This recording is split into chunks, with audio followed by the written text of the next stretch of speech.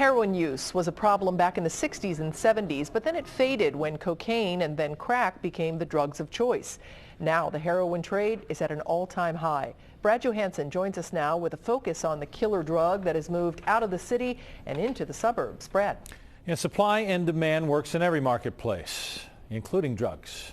Heroin is in huge supply. It's cheap. Quality is high. And the demand, something we've never seen in the suburbs before. How do we know? Because at a record rate, people are dying to use it. It's it right now. Because it's cheap? Because it's cheap, because it's powerful, because it has a gripping effect on you physically and mentally. Jade was a progressive addict, alcohol, marijuana, LSD, and coke, and then a dealer to get money for his next high, until this relative of a local politician got caught in a DEA bust. Still, 4 months in jail didn't scare him straight. And prescription drugs then led him in search of the ultimate high. You sound like you've done a bunch. Absolutely. Is heroin the best high? Yeah, I would say heroin's probably the best high. Which is why it's an epidemic. Yeah. You can find it in any suburb, and it's not really like you hold a sign that you're looking for it, but I think if you're in that mindset, you can find it. And what Matt found isn't your 70s smack. Heroin was really big back then, but it was all inner city, and the quality of heroin was about 9% pure. Today, it's certainly spread way out from the inner city, and now is more like 50 or 60% pure. My family found me overdosed in my house, unconscious, not breathing.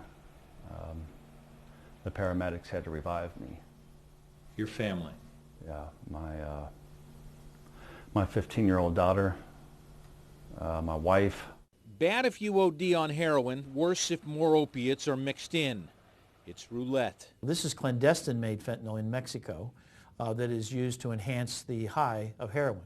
So it can be extremely dangerous when you think it's 100 times more powerful than morphine. So depending on how much you put in that batch and what stage that addict is in, they can certainly shoot up and overdose and die with it. The paramedics shot Matt with the emergency drug Narcan. From the brink of death back to life in an instant. A rock-bottom wake-up call?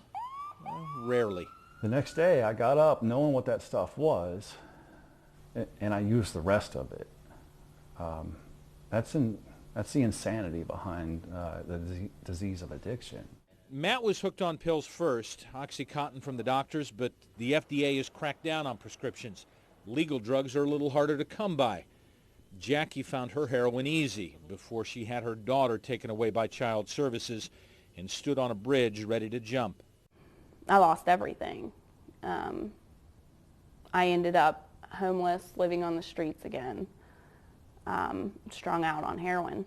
She was more fearful of surviving than dying. I just felt like a shell of a human being, even more so than I already did. My purpose in living was kind of gone. I just couldn't get high enough. She stepped down from the bridge and walked in search of what every addict desperately wants to find.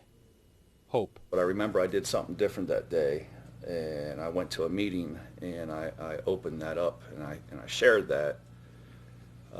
And I was scared to death. I was terrified. I had to expose myself for me, not you know, and you guys loved me. You didn't make fun of me. Ivan Fask, now 32 years clean, runs the Serenity House in Price Hill, a live-in recovery house. We're trying to get the mainstay of the population to understand that addiction is a disease or a disorder, and it's not curable but treatable. Helping others recover is now Matt's employment. Same is true for Jade, who has a 5-year-old son with no memory of what Daddy used to be, and a wife that wasn't sure she believed in hope anymore. It was one of the hardest things.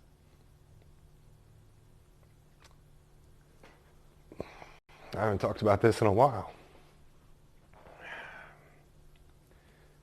It was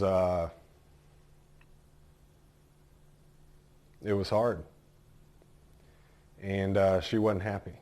And what would your wife say about you now? She loves me.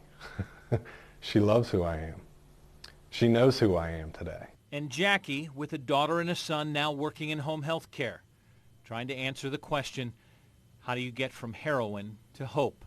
I know the level of commitment that it takes to stay clean, and I am very willing to rise to the occasion. So if it's treatable, how do we do that? The best answers yet may be coming from the suburbs, a government program that's having remarkable success combining law enforcement with recovery houses. More on that tomorrow. Brad, thank you. And Local 12 News will present a town hall discussion on the heroin epidemic. It's coming up Wednesday, March 11th at 7 p.m. It'll be broadcast live on Channel 12.2, the CW, Star 64. Oh, that is the CW, I apologize. It will originate from Mason Middle School on Mason Montgomery Road, and the public is invited.